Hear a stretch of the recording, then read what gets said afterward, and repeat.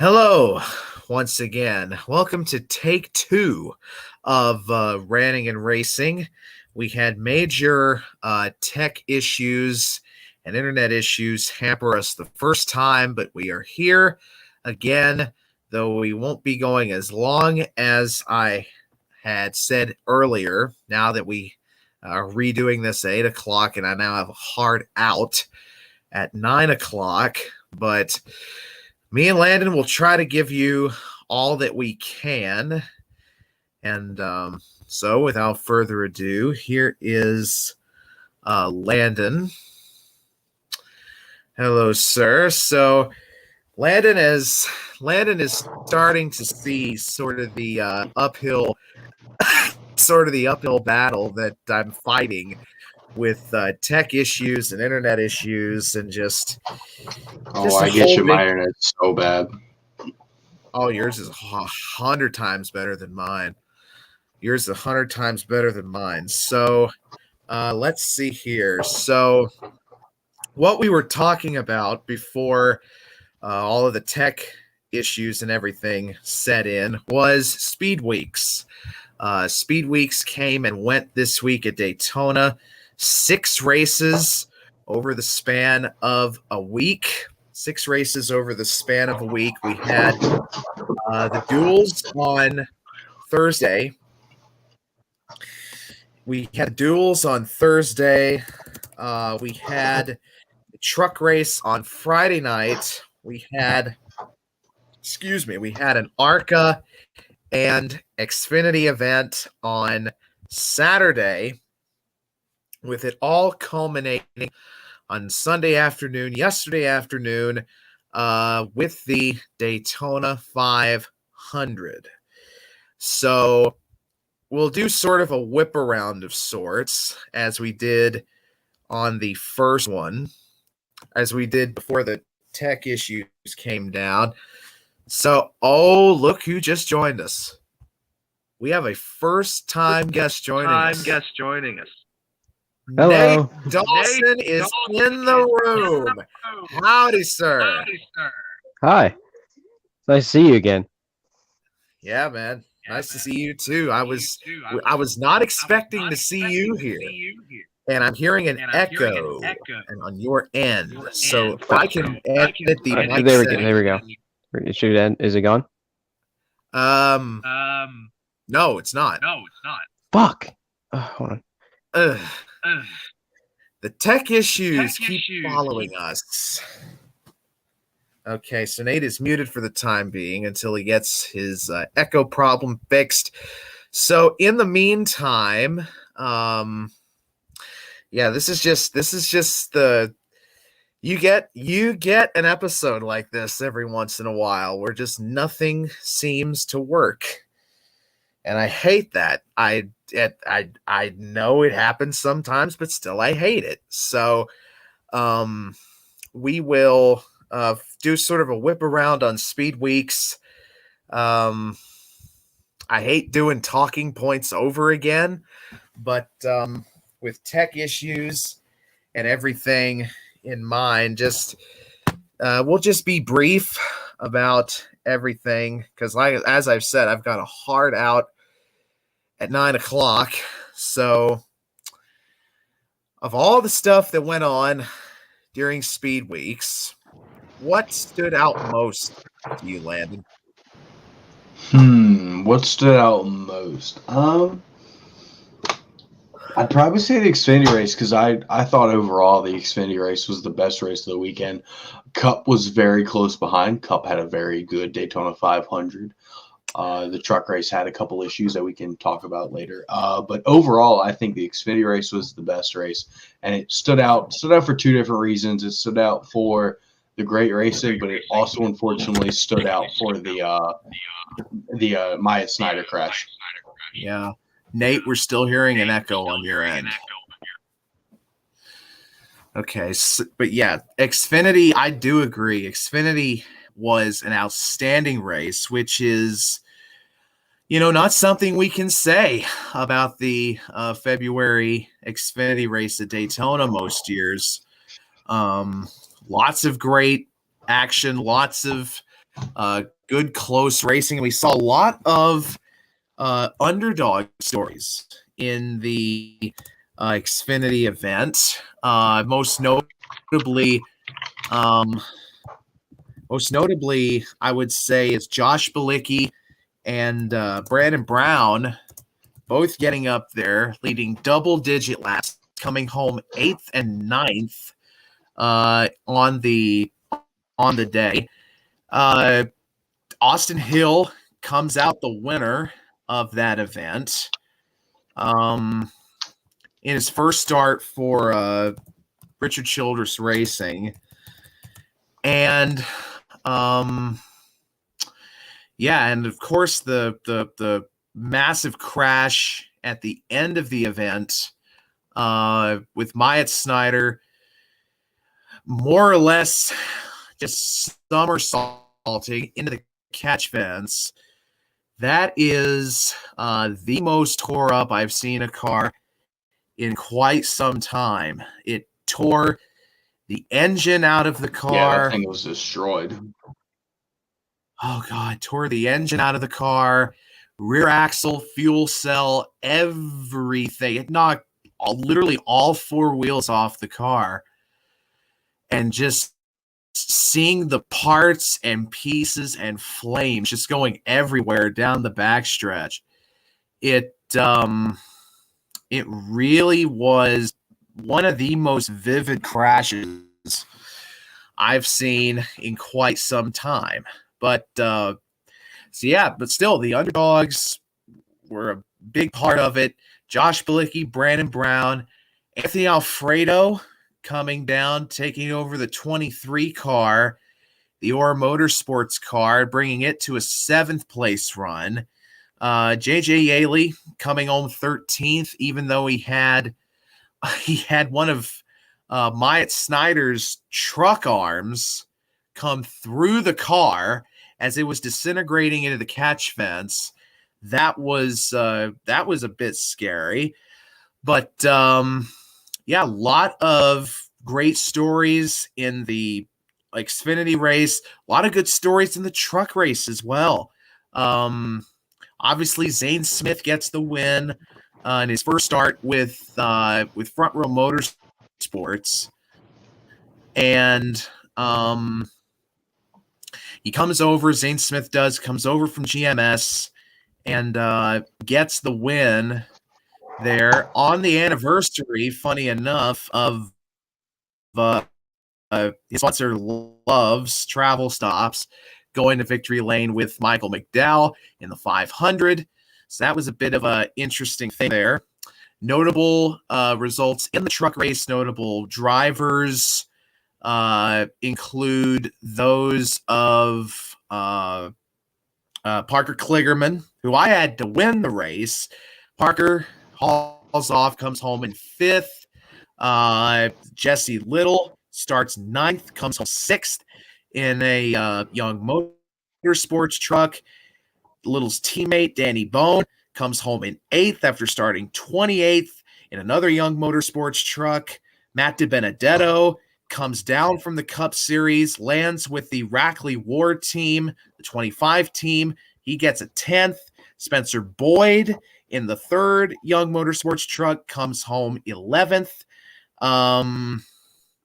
What did you think about the truck race overall?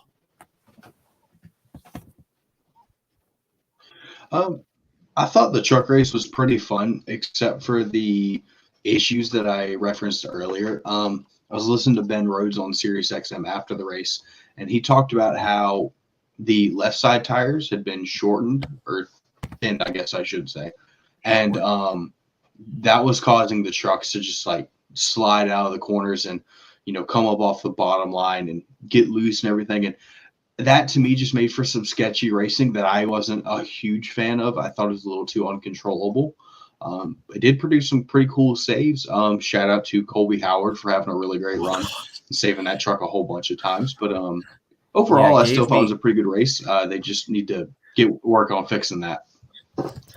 Yeah, Colby Howard gave me no less than about 3 heart attacks during the course of that race. Seeing that truck get light off of turn 4 and want to turn around and just hit head on into the outside wall, that was just, oh God.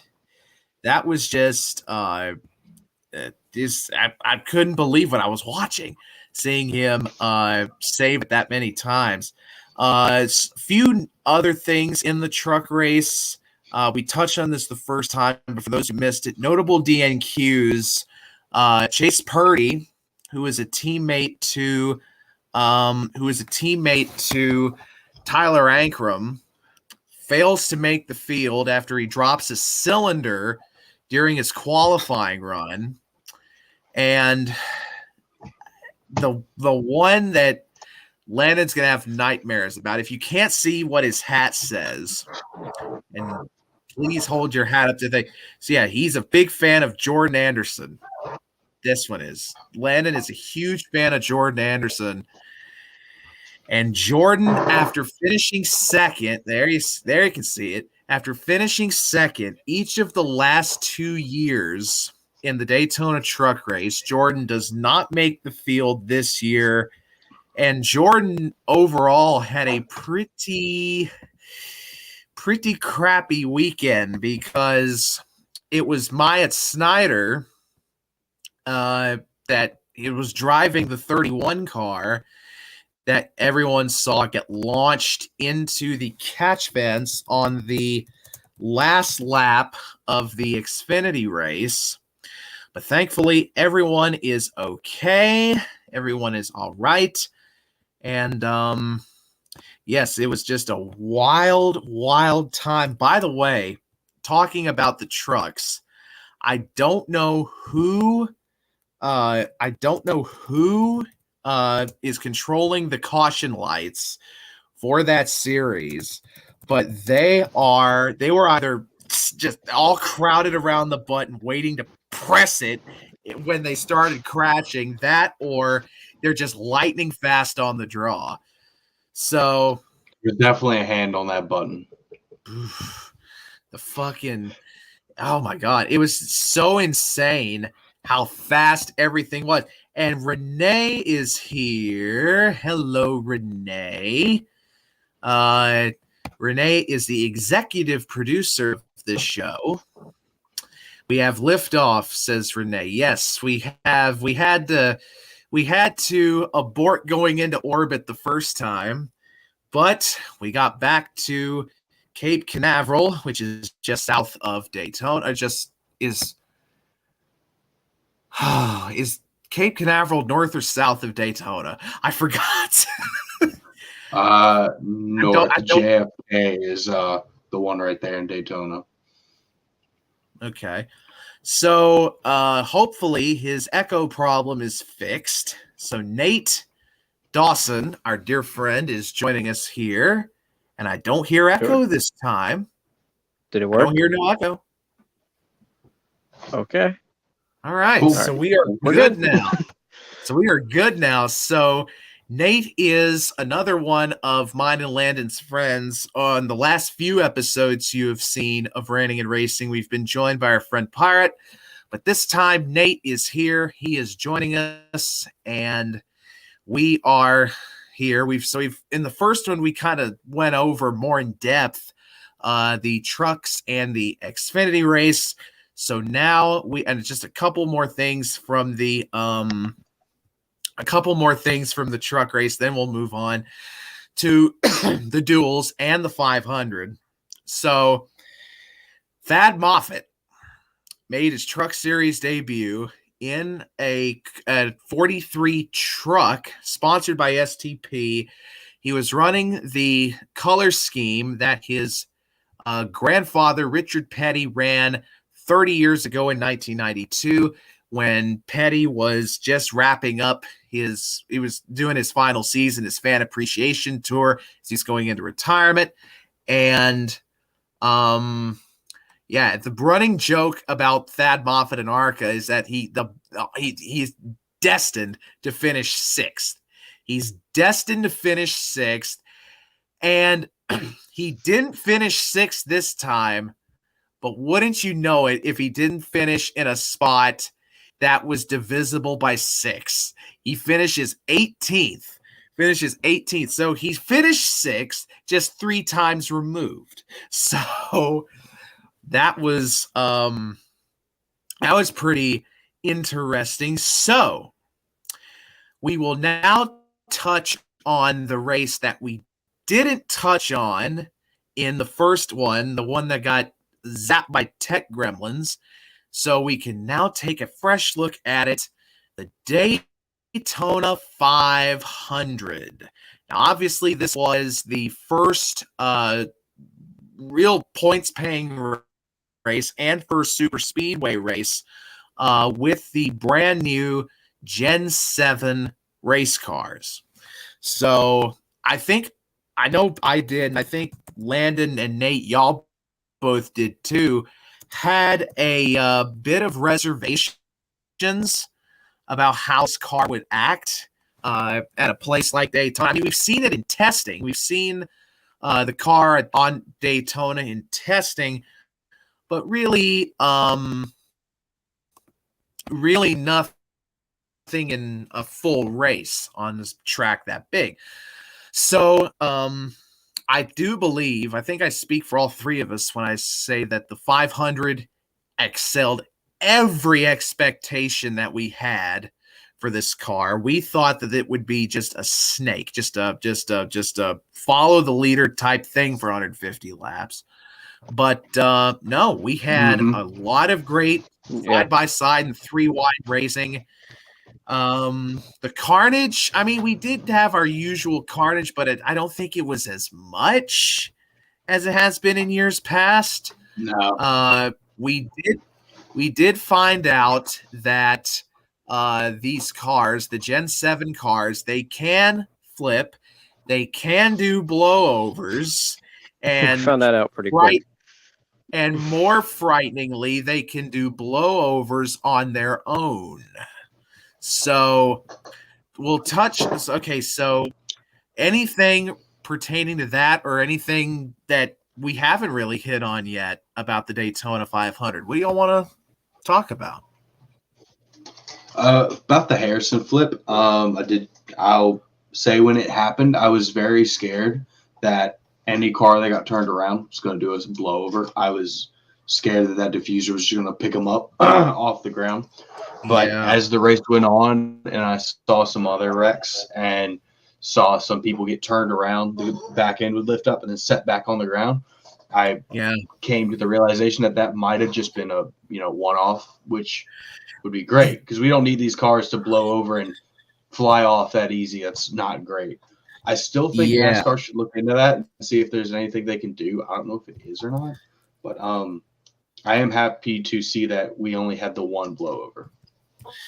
Yeah, and I think the theory that I was starting to touch on a little bit, I think the theory that I had that the diffuser got damaged is if you watch that crash, if you watch Harrison's crash, right before he lifts, he gets hit in the left rear. I think it was by Hamlin. Gets hit in the left rear, and that could have very easily had damaged the diffuser and caused the car, once it was sliding, to get light and lift up. What surprised me was he could not have been going more than 140 miles an hour, and he picked up and flew away. So this makes me wonder, are we going to see similar wrecks at intermediate tracks? Are we going to see this at places like Fontana, like Michigan, or someplace like that? That was a part of my original worry with that. I thought that could happen. Seeing how the rest of the wrecks went, I don't think so. I think that was a very just like random occurrence, or like you said, the diffuser got damaged. I don't think it will, personally, but who knows? I could be wrong. I think we could see. I think we could see a random type of thing, random type of flip. It could be like in 2010 with the wing on the COT. It took Brad flying away at Atlanta for that to change. So I'm curious if we go to Talladega in a few months and we see another a diffuser induced flip. I wonder if they will take that off and well, I don't know what they would put in place of the diffuser if we do see another blowover at Talladega. The problem with trying to replace the diffuser is it's molded into the entire underbody of the car. It's not like the wing where it was a simple replacement. It's one solid piece. So I don't know. That is true. That is true. That's something I'd not really considered. But yeah, it was a great race, start finish, and our Ohio representative right here, Nate, I'm sure he was absolutely losing his marbles at the finish of that race because it was Columbus, Ohio's Austin Cindric that wound up winning the Great American Race on his team owner Roger Penske's birthday, and it was just Cindric's 8th start ever in the NASCAR Cup Series.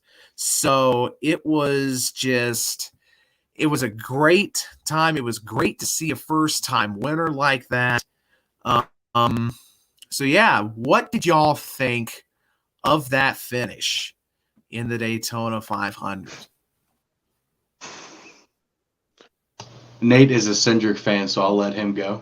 Yeah, I've always been a fan of Cindric the entire time he started, and I haven't been happy after Daytona 500 finish in a while because just drivers that I don't necessarily go for.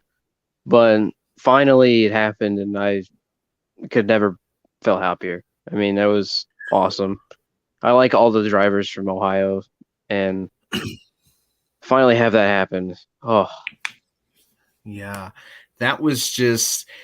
It was so interesting to see how Cindric just controlled everything because you couldn't really get, these seismic runs that you could get with the old cars. And what really opened my eyes is the fact that when Blaney went to make his move on the outside of Cindric and Cindric ran him up into the wall, Cindric lost none of his momentum. First of all, he didn't lose none of his momentum. Second of all, he didn't crash. I think if we had had the old cars with this finish, I think we would have seen either Cindric turn himself into the wall or he just loses all its momentum and Bubba Wallace slides through and wins it by 3 car lengths.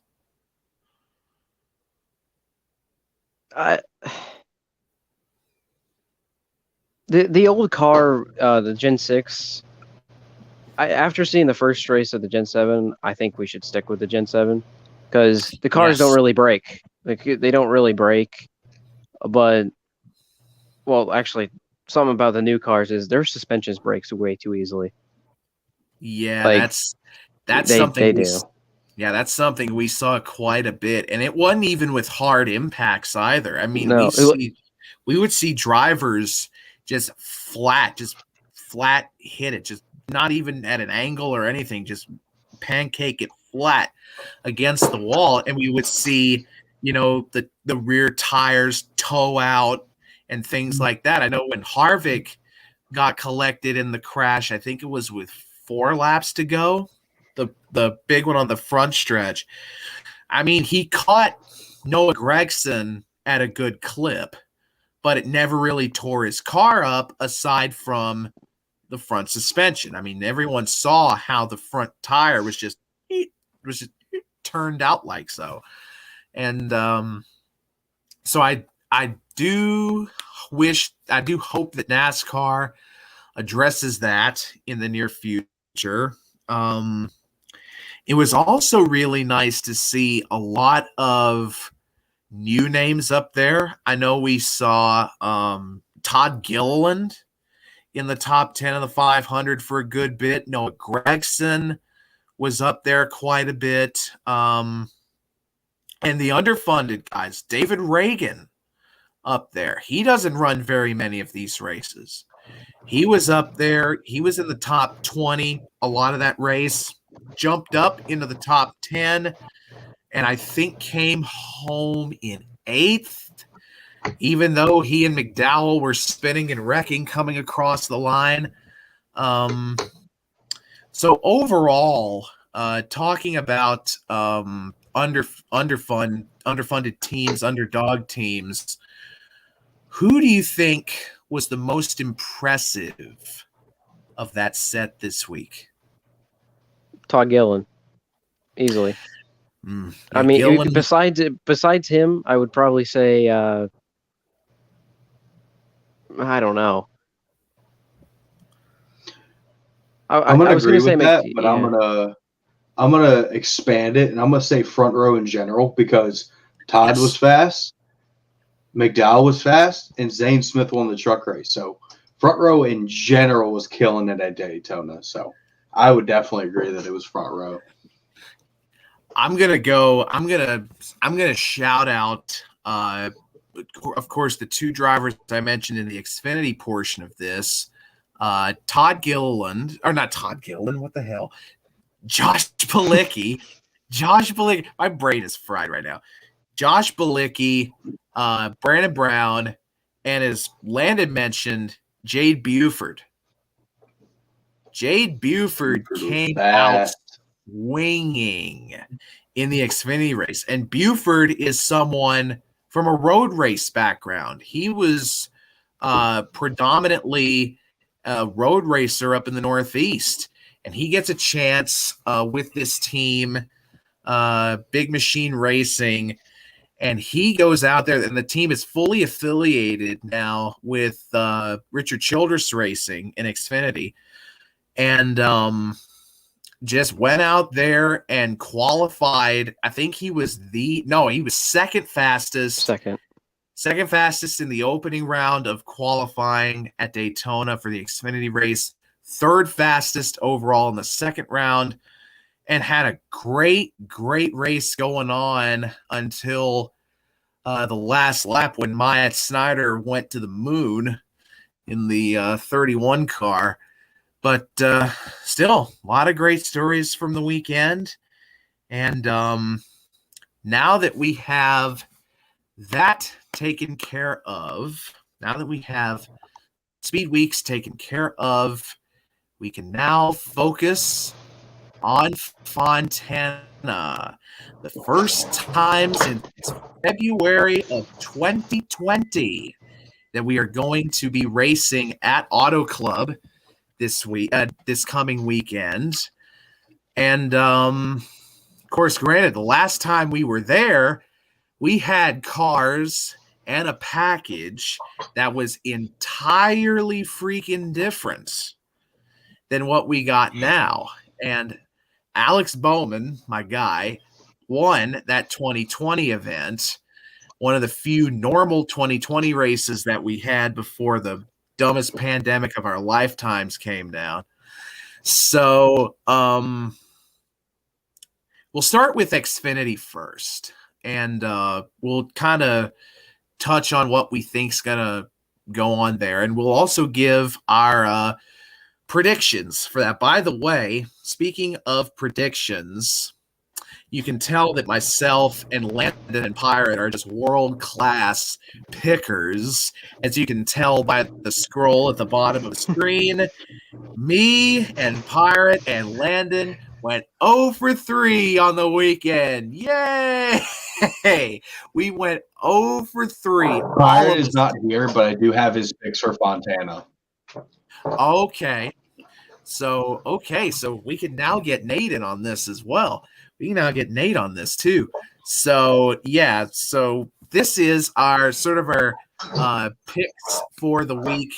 And as you can see, all Nate has to do, here's the thing. All Nate has to do to be better at us than picking is just be able to breathe into the bottom of a glass. If he can fog up the bottom of a glass, he'll be a better picker than me, Landon, and Pirate. So let's start with the Xfinity race. So Landon, since Pirate's not here right now, who does he have for Xfinity? I'm going to go ahead and mention before I list off the picks.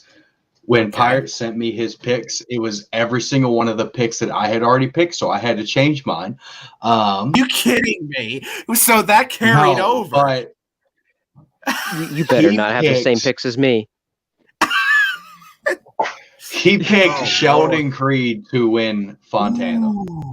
Ooh, I like that. Which is an interesting point that I wanted to talk about with Xfinity. It's going to be really interesting because RCR showed up at Daytona with Austin Hill, Sheldon Creed, and then you can count Jade Buford. Jordan Anderson's car had an RCR chassis. That thing was fast too. So they showed up. It should be really interesting to see how their program does on not a super speedway because they've always been fast there. But that would be interesting to see. But yeah, he picked Sheldon Creed to win. Sheldon, so he's got Sheldon Creed for Xfinity. So who do you have for Xfinity? So I originally had Sheldon Creed, and I changed it around now. I have gone full-fledged on one manufacturer for both my picks, but I'm going Ty Gibbs will win in Fontana. You son of a bitch! You stole my pick. I think Nate was going to pick mine. Too. That's mine. See, this is gonna be a weekly thing now, where we just sniping each other out of each other's picks. Oh God, I wanted to pick Ty. Well, here's the thing: we're all on the same wavelength, though. So there's that. So okay, so I have you down for Ty Gibbs. So now we will turn our focus to Mr. Nate Dawson. Who are you going to pick for the Xfinity race at Fontana? Landon Castle. Ooh, I like that pick. Any real rhyme or reason for Landon Castle? I don't know. It feels like, I don't know. I just have a feeling he might be good at Auto Club. You know, he's finally in a good car, and he just shows out. Yes, maybe. So I'm gonna stay. My pick for the Xfinity race at Fontana. I'm gonna stay in the colleague camp, and I am going to say Mr. AJ Allmendinger to win at Fontana. I think Allmendinger is going to really show out this year. I mean, he had a great season last year, but I think he's going to really ball out this year because you don't have a lot of the guys that he was contending with last year. You don't have no 20 car. You don't have no Penske 22. He's got a lot of clear sailing ahead of him. I think he's going to be the top dog in the Chevy camp in terms of Xfinity this year. So, yeah, I've got AJ Allmendinger to win at Daytona again, to win at Fontana. So now we will turn our attention to Cup. Now this is going to be, like I say, this is going to be a bit of a crapshoot because Last time we were at Fontana with the Cup Series, it was with an entirely different car, an entirely different package. We've got a brand new car and 120 more horsepower this time. So, okay, so who did Pirate pick for the Cup race? So I wasn't too mad about him taking my Sheldon Creed pick because I wasn't super confident about it. I was pretty mad about him taking my Cup pick because I was pretty confident about here we go. It was Alex Bowman.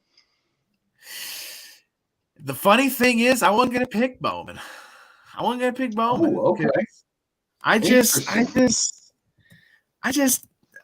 Like I say, we've got an entirely different beast now from what we had then. So, I think Bowman will do pretty good. Hendrick, as we saw in that last race in 2020, all the Hendrick cars were good at Fontana. So, yeah. Landon, you have Alex Bowman. Oh, wait. Oh, it was Pirate that picked Alex. It was Pirate that picked Alex Bowman. So let me redo the name in the thing here. You'd think I'd be able to remember all this, but I got to take notes because, as you know, I'm an Alex Bowman fan. Landon, it's okay. Who do you pick? Well, Pirate sniped your pick, so I think I know who you're going to say. I'm sticking with Toyotas, and I think this is going to make Nate mad. I'm going with Kyle Busch. Motherfucker. Ooh, I mean, come on, man. Why? Hey, he's great there. Here's the thing. He's picking. That's Kyle what I want to pick. Nate, he's picking Kyle Busch at Fontana the same reason I picked Hamlin at Daytona. I don't want to, but it's the safest pick. So I wanted to pick Kyle. He stole mine again. Oh my God. See, this is the thing. It don't matter who we have on this show. Everyone's on the same wavelength. Everyone is on the same wavelength, and I love it. Just wait until later in the season. I got some wild picks for some later races. Just you wait. I believe you.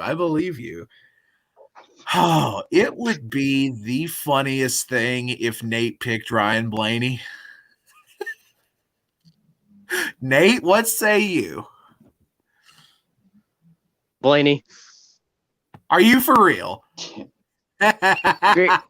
Yeah.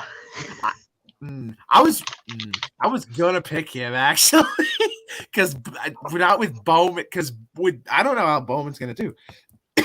Oh, excuse me. So let me write down your pick. Nate has Ryan Blaney. So, for my pick for Fontana,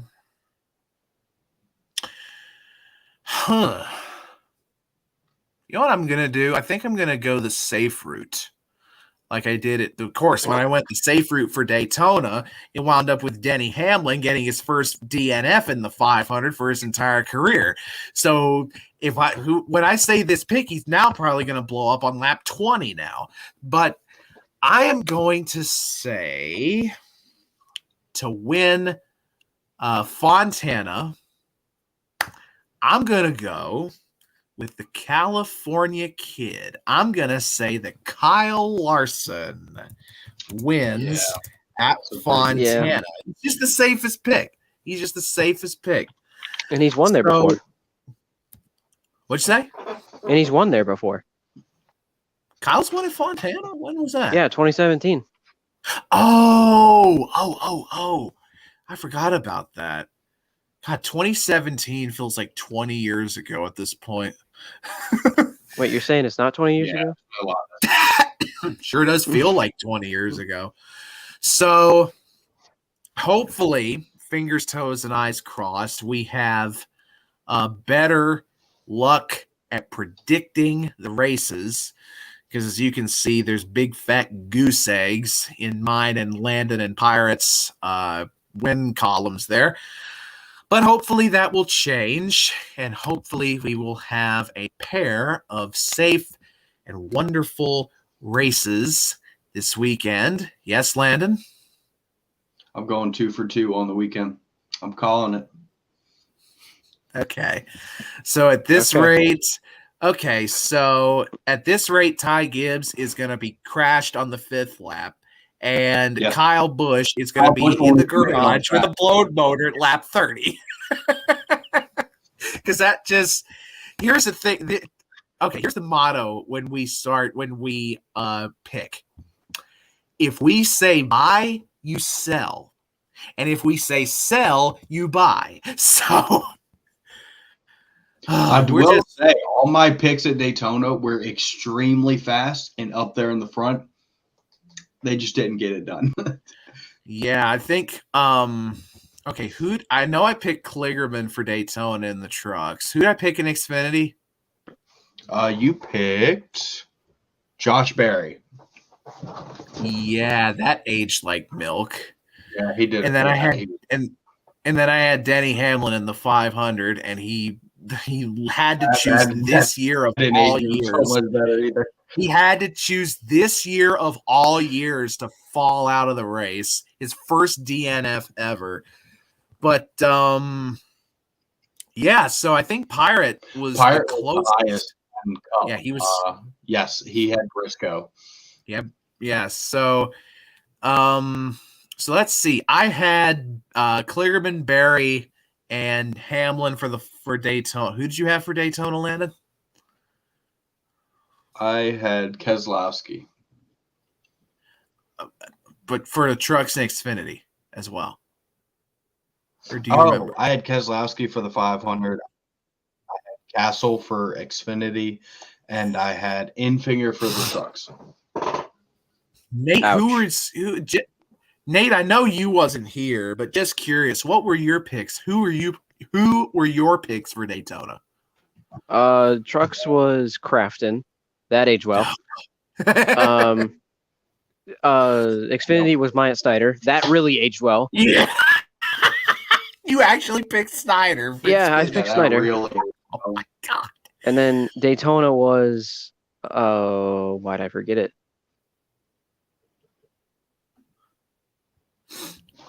It's in Discord. Hold up. It was we unpinned it. That's okay. Nate. Kyle Busch. I got it. Yeah, that aged well as well. Well, KFB got up there. He was 6th at the check. So, okay, Nate, just in advance, please do not pick Bowman when they go to Talladega because I don't want a fence pole in his windshield. So that was quite unfortunate. I mean, yeah, that was like I saw him get turned, and I thought it was just gonna be a wide, but then I saw the ass end of that 31 pickup. I like, oh no. Yeah, when the whole pack is literally pushing you, you're gonna go up in the air. Doesn't matter what car you're in. That crash was Tony Stewart's 01 crash on steroids. God, the thing was frightening. I really thought that thing landed on someone. That was yes, I did too. It looked worse in like the live shot than it did in the replay. Thank God there was no one directly behind Buford in the line up top, because if that had been the case, they would have caught the fuel cell and everything probably square in the windshield. So that would not have been very good. So, ladies and gentlemen, thank you for bearing with us through the tech gremlins that cropped up. This is a bit shorter than what I had anticipated for it to be, but still, we touched on Speedweeks. We got our Fontana predictions in, and hopefully me, Landon, Pirate, and Nate, hopefully one of us will have at least a 1 in the right column when we reconvene next week for Fontana. So, ladies and gentlemen, again, thank you one and all for coming out and showing love and showing support. Without y'all, the viewers, none of this would be possible. So, thanks again. for coming out and watching. We will see you next week. So for Landon, for Nate, for Pirate, and for all of us here at CCTV, I am John Phipps saying so long until next time.